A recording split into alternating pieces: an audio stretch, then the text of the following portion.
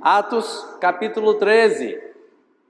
Depois de fazermos a leitura, eu vou introduzir minha linda esposa para os irmãos conhecerem, mas primeiro vamos abrir as Bíblias para Atos 13, versículos 1 a 3. Fiquemos em pé para a leitura da palavra de Deus hoje à noite.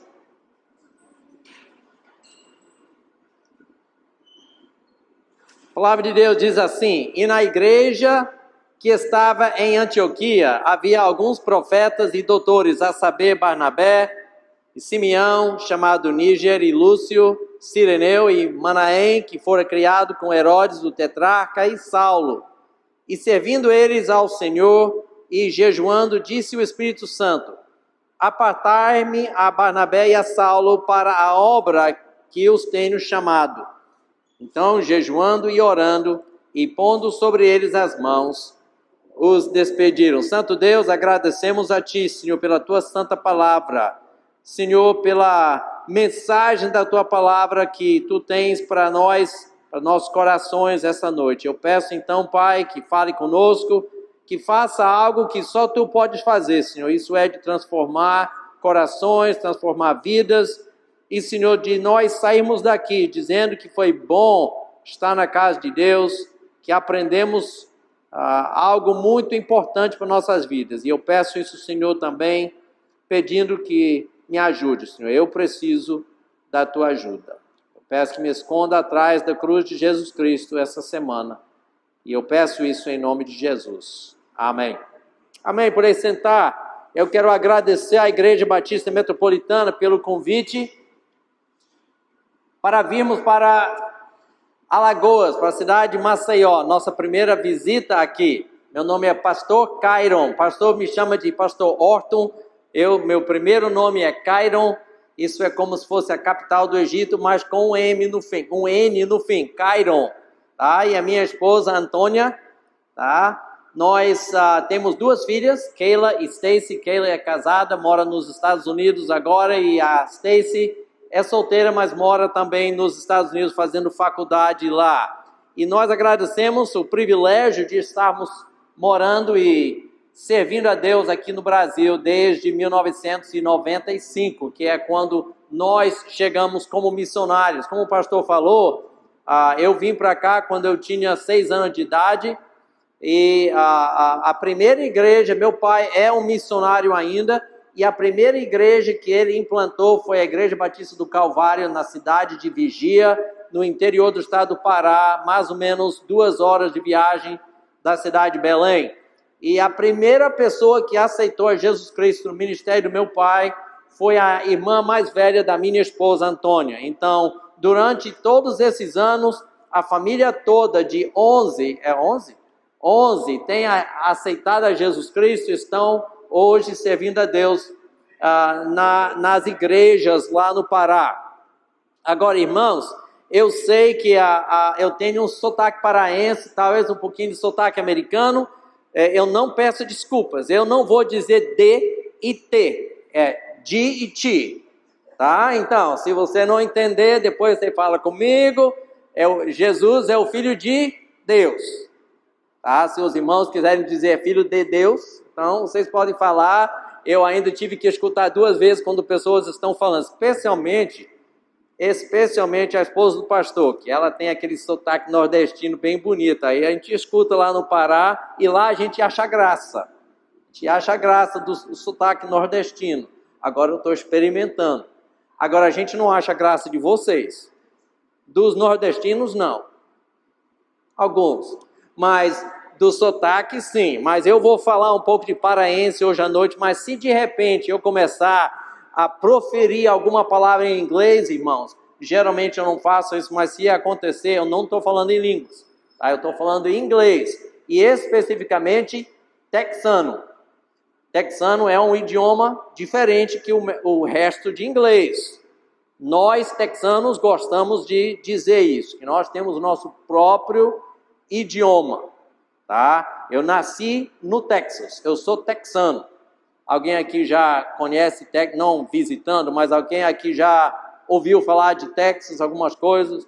filme de bang bang, todas aquelas coisas, Então, eu sou de lá, mas maioria da nossa vida no Pará. Então, eu conheço minha esposa, como o pastor falou, desde que eu tinha 4 anos de idade, ou 6 anos de idade, 7 anos, e ela tinha 4 anos de idade. Então, nosso casamento foi arrumado, tá? Desde cedo foi arrumado, mas não pelos nossos pais, por Deus. Eu sei com certeza que Deus planejou tudo isso, tá? E eu dou graças a Deus. A minha esposa, ela é uma pessoa muito linda. Eu sinto muito, mas em ter que dizer isso para todos vocês homens, mas eu tenho a esposa mais linda do mundo, bem ali na segunda fila, tá? Ela é uma pessoa muito linda. E ela fez, quando ela tinha, creio eu que é 15 anos de idade, ela entregou a vida dela para ser missionária, ou esposa de missionário. Ela prometeu que ela não ia namorar nenhum homem ou nenhum jovem que não quisesse ser missionário. Amém? Durante aquele tempo, um monte de jovens da nossa igreja entregou a vida para ser missionário. Naquele tempo, acho que era porque eles queriam namorar ela, mas Deus guardou ela para mim. E eu dou graças a Deus pela minha esposa. Tá? Então, irmãos, missões, conferência missionária. Que prazer é participar de uma conferência missionária. Vocês têm um privilégio muito grande de estarem participando nessa conferência missionária aqui. Alguém uma vez me disse que a conferência missionária é uma sessão extraordinária em que a igreja decidirá o que vai fazer sobre o destino dos perdidos. O que vocês vão fazer sobre o destino dos perdidos durante esse ano que vem? É o tempo quando a igreja junto ora e decide como vocês vão participar e como vocês vão contribuir, não somente financeiramente, mas contribuir também com seu tempo e com suas orações, com seus esforços, para que os perdidos conheçam a Jesus Cristo. Isso é o que é uma igreja missionária. Uma igreja missionária. Agora, irmãos, a minha mensagem hoje à noite é: como faço missões? Às vezes, o conceito de missões assusta muitos crentes. Nós pensamos em homens e mulheres que deixam a sua terra para ir para uma outra terra distante para pregar o evangelho. Homens e mulheres superdotadas, eloquentes, armados com fé e um chamado místico nas suas vidas, prontos para sofrer e morrer pela causa de Cristo. E nós pensamos assim: isso não sou eu. Isso não sou eu. Tá? Porque nos assusta. Talvez algumas pessoas até admiram e gostariam de poder participar na obra missionária, mas não sabem como. Não sabem como. Uma certa pesquisa que saiu mostrou que 80% do trabalho na igreja, incluindo ofertas missionárias, as ofertas que vão para sustentar a obra missionária, 80% é suprido por 20% dos membros da igreja. Tá? Por quê? Porque o resto não tem? Não, porque muitas vezes as pessoas não sabem como é que eu posso fazer. 80% da obra da igreja é feito por 20% apenas dos membros. Isso nos mostra que tem uma falta muito grande. Eu não estou dizendo que esse é o caso com a Igreja Batista Metropolitana, mas é um fato em igrejas batistas em geral. Então, irmãos, como é que eu posso fazer missões? Afinal, nós somos pessoas comuns. Nós não somos pessoas superdotadas. Eu, o pastor Robert, é Roberto ou é Robert? Qualquer um. Pode chamar qualquer coisa. Só não chama de atrasado para o almoço. Certo? Então, o pastor Robert, eu e ele, nós somos missionários, mas nós somos pessoas comuns. Crentes comuns. O que é que nós, então, podemos fazer? Você sabia, irmãos, que as igrejas neotestamentárias eram compostas de crentes comuns? Pessoas comuns, semelhantes a nós. Pessoas que aceitaram a Jesus Cristo da mesma maneira que eu e você aceitamos a Jesus Cristo. Pessoas de ramos diferentes da vida. Pessoas como pescadores, carpinteiros, cobradores de impostos e muitos outros que enfrentavam muitos dos mesmos desafios que nós encontramos hoje. Pessoas comuns. Como nós temos hoje, haviam igrejas em tempos do Novo Testamento boas, e haviam igrejas que eram mais difíceis, igrejas mais ruins. Por exemplo, a igreja de Corinto era uma igreja problemática. Já nós sabemos da igreja em Filipos, que era uma igreja admirável. Mas as duas igrejas encontram seus nomes, suas histórias nas páginas das Sagradas Escrituras. Você sabe por quê? Não é porque elas eram igrejas perfeitas, mas é porque nós podemos aprender uma lição com essas igrejas. Porque Deus usa pessoas comuns. Deus usa pessoas normais, como eu e você. Igrejas normais. Agora, irmão, quando eu digo normal, eu uso essa palavra com cuidado, porque muitas igrejas normais hoje não fazem nada para missões. Eu estou falando pessoas, seres humanos normais. E Deus colocou os nomes dessas igrejas nas Escrituras para que nós possamos aprender uma lição. E nós aprendemos que algumas daquelas igrejas viraram o mundo de cabeça para baixo pela causa de Cristo. Algumas delas fizeram grandes coisas pela causa de Cristo. E Deus inclui suas histórias na Bíblia. E a razão é porque Ele quer igrejas hoje que também vão virar esse mundo de cabeça para baixo. E nós podemos olhar as histórias daquelas igrejas nas Escrituras e aprender com elas. E hoje à noite, então, eu gostaria que nós olhássemos a um pouquinho da história da igreja em Antioquia. Essa foi uma das primeiras igrejas de Jesus Cristo a estar aqui nessa terra. Uma das primeiras, a igreja em Antioquia. Mas algumas coisas que nós precisamos entender, porque eu acho que nenhum de nós vai discutir ou discordar do fato que a igreja em Antioquia era uma igreja missionária. Afinal, era a igreja que enviou Paulo e que enviou Barnabé e Silas e João Marcos como missionários. Era uma igreja missionária. Mas precisamos entender algumas coisas. Primeiro, que a igreja em Antioquia foi implantada como resultado de perseguição. Como resultado de crentes em Jerusalém que foram perseguidos. Se você olhar em Atos capítulo 11, você vai ver essa história que crentes perseguidos até pelo próprio Saulo, que mais tarde foi chamado de Paulo.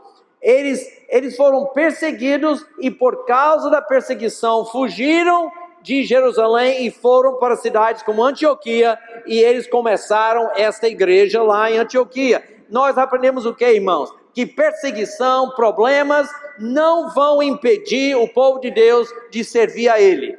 Problemas não vão impedir uma igreja de ser uma igreja missionária. Perseguição não vai impedir esta igreja de alcançar os perdidos para Cristo. Aliás, perseguição é o que levanta uma igreja, é o que faz uma igreja fazer mais pela causa de Cristo.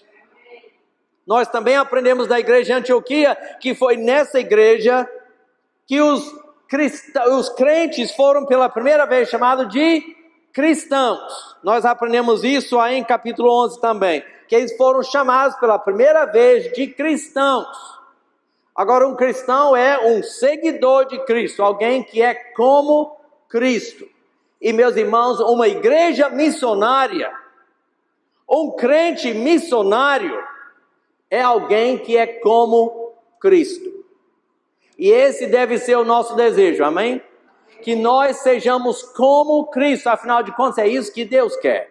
Deus quer fazer de você uma pessoa como Cristo. E essa igreja também se tornou uma igreja enviadora de vários missionários, como nós falamos. Paulo, Barnabé, Silas, João Marcos e outros. Então eu diria que esta igreja era uma grande igreja. Tem uma diferença entre uma grande igreja e uma igreja grande. Eu não sei se a igreja de Antioquia era uma igreja grande, mas era uma grande igreja. Era uma grande igreja, mas não era tão diferente, talvez, que a Igreja Batista Metropolitana. Não tinha ar-condicionado, com certeza não tinha cadeiras de PVC ou plástico, não tinha essas coisas.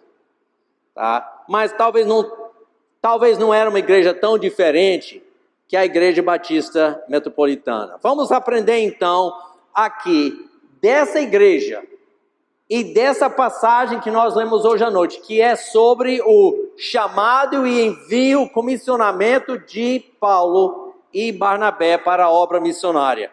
Nessa passagem aqui nós lemos, a igreja está orando e enviando os apóstolos Paulo e Barnabé para o campo missionário. Então, o que é que nós podemos aprender dessa igreja aqui? Primeiramente aqui nessa passagem, que missões é sobre servir a Deus. Missões é sobre servir a Deus. Versículo 2 diz isso. E servindo eles, a igreja, servindo eles ao Senhor. Servindo eles ao Senhor. Irmãos, o ministério de missões começa com serviço. Começa com serviço, pois Deus quer servos. Deus quer servos. Eu posso dizer uma coisa, se você não quer ser servo, se você não é um servo, você nunca vai ser missionário e você nunca vai ser usado no ministério de missões da sua igreja. Deus quer primeiramente servos. Nota que antes que Deus escolheu e chamou esses dois homens para o campo missionário, eles estavam lá servindo a Deus. Saulo e Barnabé foram chamados então para servir a Deus no campo, enquanto que a igreja foi chamada para servir em casa. Irmãos, cada missionário, ele é enviado por uma igreja, e a igreja precisa ser servos em casa, senão o missionário não vai ter uma igreja enviando ele. Você está entendendo? Então o ministério de missões não é somente sobre o missionário, é sobre a igreja. E a igreja tem que ser uma igreja serva. O ministério de missões, irmãos, naquele tempo funciona igual como funciona hoje. Hoje funciona da mesma forma. Quando os membros de uma igreja são servos de Deus, eles estão o quê? O que é que um servo faz? Ele escuta, ele ouve a voz do seu Senhor. Irmãos, um servo tem que ser alguém que está escutando a voz de Deus. Ele está prestando atenção ao que o mestre está falando. Deus, então, ele chama alguns, se você estiver escutando, você vai ouvir. Mas ele chama alguns para saírem daquele lugar, para ir e começar igrejas em outros lugares, ganhar almas em outros lugares. Mas ele também chama os outros para servirem aqui em casa. Ele nunca chama um crente para esquentar banco. Ele nunca chama um crente só para ficar na sua igreja. Ele nunca chama um crente somente para dar o dinheiro, para que outros façam o trabalho. Ele chama o crente para servir. E cada pessoa na igreja tem o seu trabalho para fazer. É por isso que em 1 Coríntios 12, versículo 11, diz assim: mas um só é o mesmo Espírito, opera todas essas coisas, repartindo particularmente a cada um como quer. Cada membro da igreja tem dons de Deus que Deus te dá para você poder servir a Ele. Missões é sobre servir a Deus, amém? Missões também, número 2, missões é sobre levar a obra de Deus a sério. Levar a obra de Deus a sério. Versículo 2 diz: servindo eles ao Senhor e jejuando. Irmãos, eu não estou aqui para dizer que a igreja precisa estar passando 3 dias por semana em jejum, ou você como indivíduo deveria estar jejuando. Por quê? Porque jejum não é sobre faltar comida. Jejum é sobre levar Deus a sério. É sobre nós ficarmos sérios sobre a obra da igreja. Quando você está sério sobre a obra de Deus, você não vai pensar muitas vezes em comida, porque tem uma coisa mais importante a fazer. Essa é a razão por que jejum acontece, porque tem algo mais importante naquele momento que ocupa o seu coração e a sua mente do que comida. É por isso que pessoas jejuam, porque tem algo muito mais importante. Irmãos, esses membros aqui estavam sérios sobre a obra de Deus. Eles levaram a obra de Deus a sério. Eles reconheciam a importância do que Paulo e Barnabé estavam a fazer. Eles sabiam os perigos que eles enfrentariam. O fato que talvez eles nunca mais veriam esses servos que estavam saindo. Gente, não é como, liga aí para mim, Paulo, quando você estiver bem ali na Macedônia. Não era assim. Eles enviavam eles nem sabendo os perigos que eles iam enfrentar. Mas eles reconheciam isso. Eles reconheciam também a sua própria humildade e a necessidade diante de Deus para esta obra missionária. Eles sabiam que é sério. Irmãos, todos os dias nesse mundo, mais de 150 mil pessoas entram na eternidade. Mais de 130 mil desses são parte de grupos que não têm o Evangelho ainda. Pessoas que nunca ouviram o Evangelho. Isso é sério, nós temos que levar isso a sério. Missões é sobre levar a obra de Deus a sério. E eles reconheciam a grande responsabilidade da igreja nessa missão. Não era só a responsabilidade de Paulo, era a responsabilidade da igreja.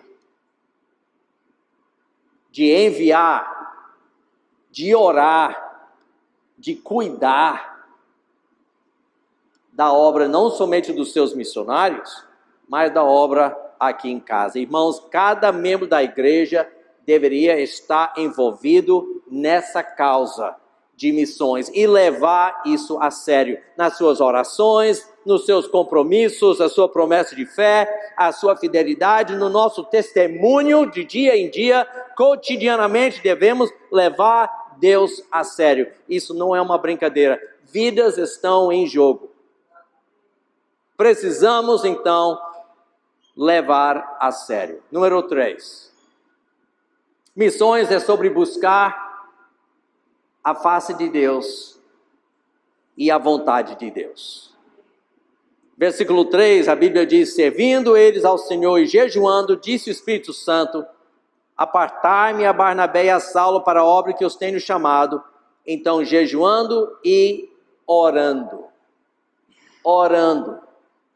Irmãos, antes de eles saberem todos os detalhes sobre a viagem de Paulo, as necessidades de Paulo e Barnabé, eu digo Paulo, eu estou falando de Saulo aqui, o nome dele aqui era Saulo ainda. Antes de eles saberem os detalhes sobre os ministérios de missões, a igreja estava orando.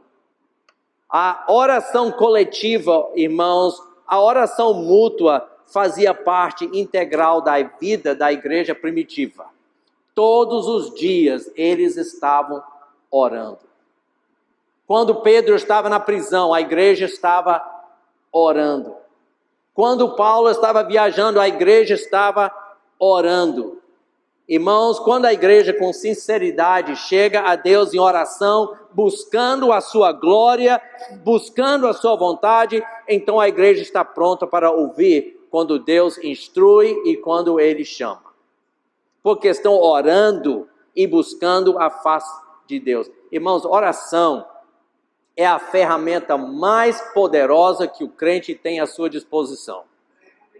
Oração. Satanás, eu creio, irmãos, eu não tenho um versículo aqui que diz isso, mas eu creio com todo o meu coração que Satanás e suas forças são paradas no seu caminho. Eles tremem quando eles têm um crente que está de joelhos orando. Ele pode fazer nada contra um crente que está sinceramente buscando a face de Deus. Oração deveria ser uma parte integral da sua vida como crente e também da vida da igreja. Por o que nós devemos orar? Devemos orar pelos perdidos. Devemos orar pelos perdidos. Se Jesus orou pelos que crucificaram ele, quanto mais nós deveríamos também orar pelos perdidos. Ele disse: Pai, perdoa-lhes, porque eles não sabem o que fazem. Quanto mais nós devemos orar, então, pelos perdidos. Como o reformador João Knox, o pastor conhece esse nome, né? Ele orou assim, ele disse: me dê a Escócia ou eu morrerei. Essa era a oração dele. A oração de George Whitefield foi: Senhor, me dê almas ou toma a minha alma. Essa deve ser a nossa atitude. Devemos orar pelos perdidos.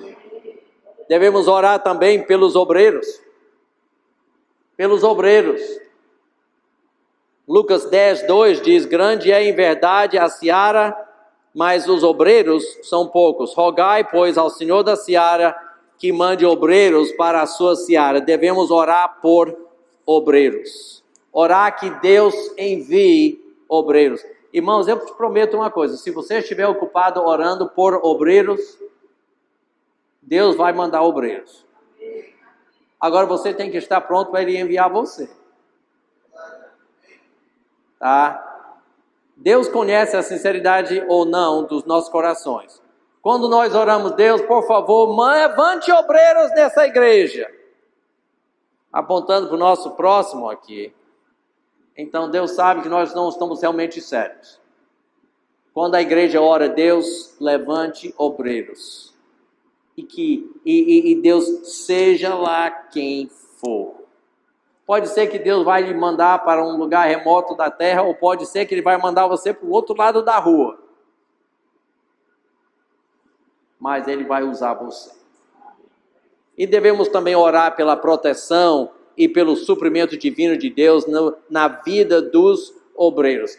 Muitas vezes Paulo pediu oração das suas igrejas. Em Colossenses 4:3, ele diz isso: orando também juntamente por nós, para que Deus nos abra a porta da palavra, a fim de falarmos do mistério de Cristo, pelo qual estou também preso. Então, irmãos, missões é sobre oração e buscar a face de Deus. A conferência missionária, irmãos, deveria ser um tempo de oração. De oração. Você orou antes dessa conferência? Você orou pela conferência? Número 4. Missões também é sobre obedecer a Deus. É sobre obediência, porque nós oramos, né? Nós somos sérios, nós levamos a obra de Deus a sério, nós estamos servindo a Deus, nós estamos orando, mas mais cedo ou mais tarde Deus vai falar. Quando a gente serve, quando a gente leva a sério, quando a gente busca a vontade de Deus, Deus vai falar. Então a minha pergunta é: quando Ele fala, você está pronto para obedecer? Você está pronto para obedecer? Eles dizem que, em matemática, que a distância mais curta entre dois pontos é o quê? Uma linha reta. É o que eu aprendi na matemática. A distância mais curta entre dois pontos é uma linha reta. Mas eu posso dizer uma coisa: na obra de Deus e na economia de Deus, irmãos, a distância mais curta entre dois pontos é a obediência. Você quer chegar daqui até ali com Deus, você obedece a Ele. Quando Ele fala, você obedece. Esses homens aqui, a Bíblia ensina que quando Deus mandou eles separarem Paulo e Barnabé, eles puseram sobre Paulo e Barnabé as suas mãos e os despediram. Eles não mandaram para comitê, eles não esperaram por mais 3 meses, eles não esperaram por mais 1 ano. A Bíblia ensina que eles puseram as mãos sobre aqueles homens e enviaram eles, separando e santificando eles, a obra missionária. Isso implica, irmãos, que eles não somente colocaram as mãos em cima deles e pediram que Deus abençoasse eles, mas que eles fizeram de tudo para suprir todas as necessidades daquele missionário. Não somente pedindo para Deus suprir as necessidades e a proteção e tudo, mas fazendo a sua parte também em mandar esses missionários. Eles fizeram a sua parte, enviando. Irmãos, quando um país envia um embaixador para outro país, ele não manda ele de bolsos vazios.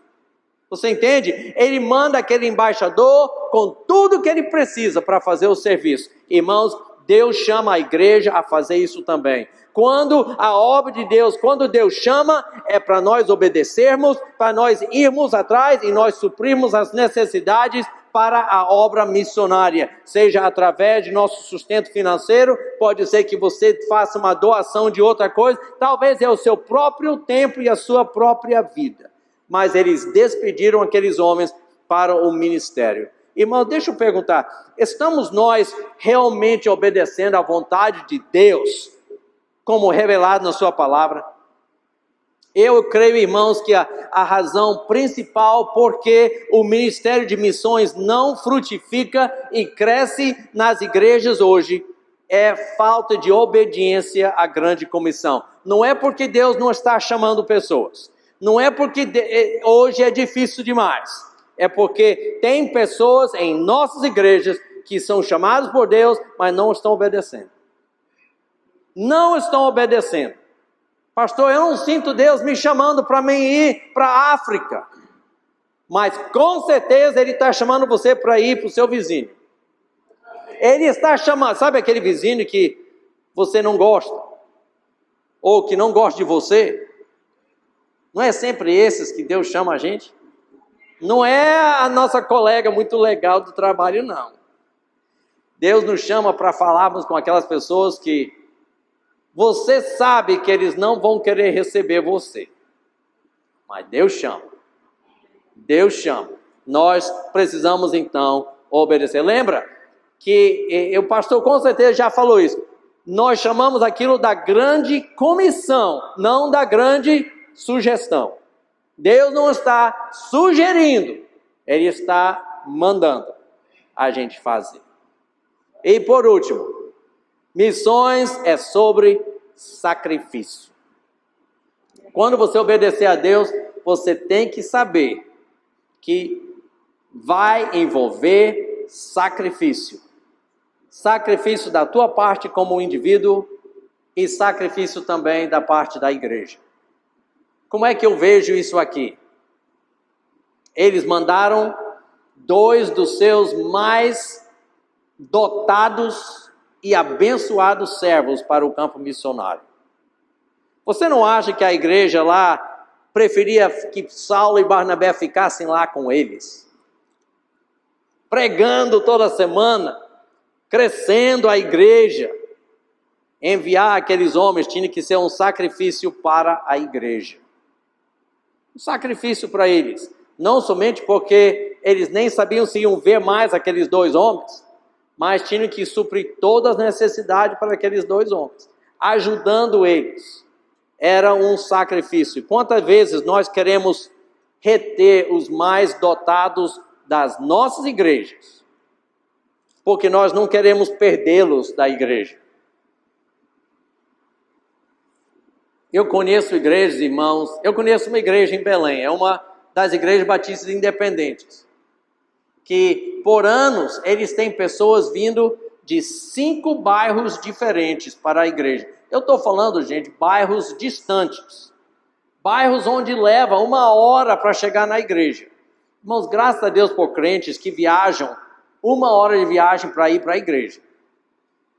Mas eu perguntei para o pastor, eu disse, pastor, você tem um grupo de 5, 6 pessoas vindo daquele bairro. Você tem pessoas do outro lado da cidade também, 5, 6, 7 pessoas vindo daquele outro lugar. Então, 3 igrejas aqui, pastor. Você está entendendo? Ah, pastor, mas aí eles não vão estar mais vindo para a igreja. Vou perder 8 pessoas. Vou perder 10 pessoas, pastor. Nós precisamos reconhecer, irmãos, o que a Bíblia diz em 2 Coríntios 9:6. O que semeia pouco, pouco também ceifará. E isso não está falando só de dinheiro, irmãos. Isso está falando de obreiros. Uma igreja que não envia missionários é uma igreja que Deus não vai abençoar. Uma igreja que recusa a fazer e obedecer a Deus, e mesmo com sacrifício, é uma igreja que não vai crescer. É uma igreja que não vai crescer. Porque sacrifício, mesmo que seja através de perseguição ou através de doação financeira, irmãos, sacrifício faz a igreja crescer, não diminuir. Não faz a igreja acabar ou terminar. Sacrifício faz a igreja crescer. O sacrifício necessário para cumprirmos a grande comissão de Cristo não é somente de bens materiais, mas de nós mesmos. Isso não tem nada a ver com dinheiro. Eu sei que você não precisa ter dinheiro para fazer um sacrifício. 2 Coríntios capítulo 8, versículo 5, Paulo escreveu o que para aquela igreja lá em Corinto? E não ele estava falando dos crentes nas igrejas em Macedônia. Ele disse, e não somente fizeram como nós esperávamos, mas a si mesmos se deram primeiramente ao Senhor e depois a nós pela vontade de Deus. Eles eram um povo tão pobre financeiramente, mas eles deram muito além do que até o apóstolo Paulo imaginava. Você está entendendo, irmãos? Então a igreja aqui, a igreja da sombra, você está entendendo?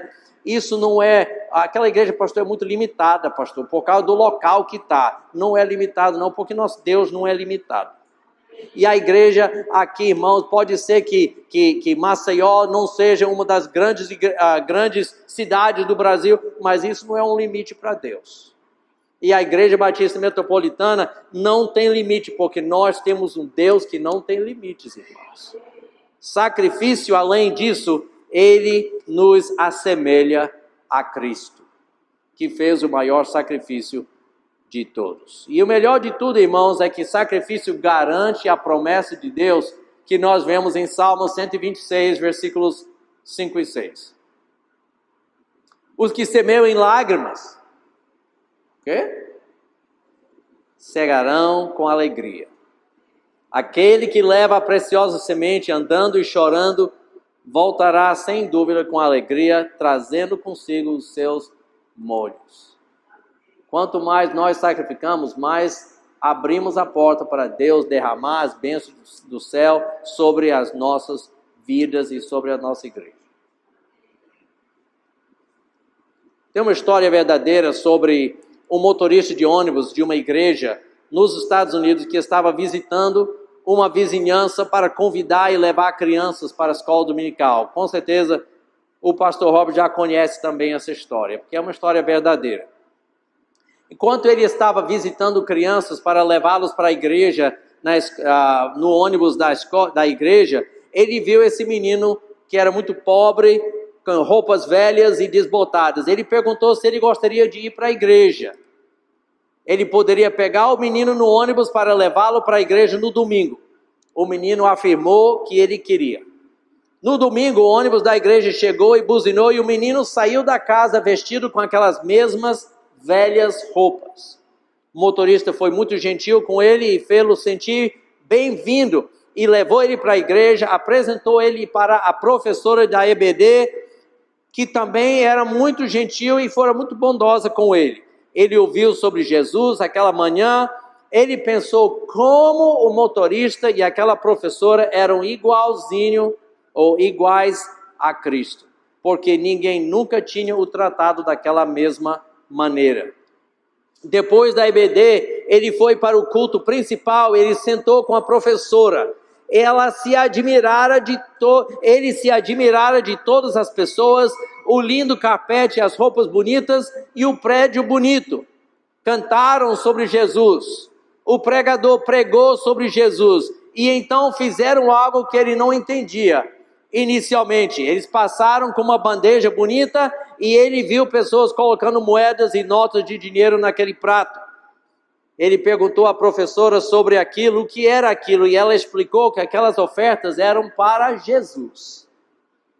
Ele ficou desanimado então, porque ele tinha ouvido sobre Jesus, ele tinha visto pessoas que eram como Jesus, eles cantavam sobre Jesus, mas ele não tinha nada para dar para Jesus. De repente ele se levantou e foi ao homem que tinha o prato, e ele perguntou se ele podia segurar aquele prato. Com todo mundo olhando, chocado para ele, um pouquinho com o pé atrás, ele pegou aquele prato, colocou no chão e pisou no prato, dizendo: Jesus, eu não tenho nada para lhe dar, somente a mim mesmo. Irmãos, se nós formos entregues a Deus, servir não vai ser difícil. Se nós formos entregues a Deus, levar a Deus a sério não vai ser difícil, vai ser normal. Se nós formos entregues a Deus, a oração será natural para nós. Se nós formos entregues a Deus, obediência será um prazer e sacrifício trará alegria. O que nós precisamos é ser entregue. Ser entregue a Deus. Você já entregou a sua vida a Deus? Pastor, eu não sinto Deus me chamando para ser missionário. Mas não foi bem essa a pergunta. A pergunta é: você já entregou a sua vida a Deus? Pastor, eu já aceitei Jesus quando eu tinha tal ano de idade. Sim, mas você já entregou a sua vida a Deus? Você é entregue, você é rendido a Deus. Não existe limite o que Deus pode fazer através de alguém que é rendido, que é entregue a Ele.